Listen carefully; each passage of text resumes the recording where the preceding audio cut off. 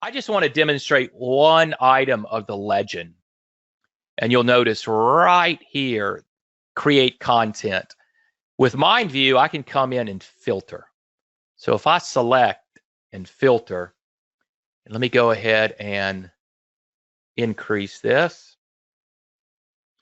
You'll notice it only filters the content that I have tagged with that icon.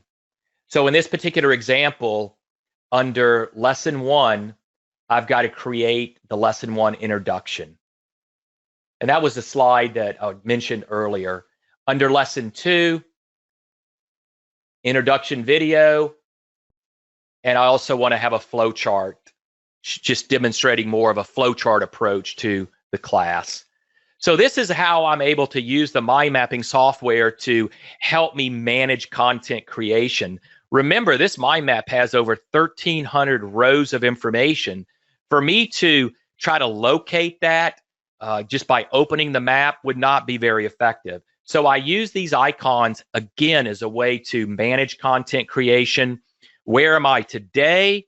What do I need to do tomorrow? And communicate that to the UCSD by saying, okay, upload these videos now because I'm ready to, they've been completed, and this is the particular icon that I would select.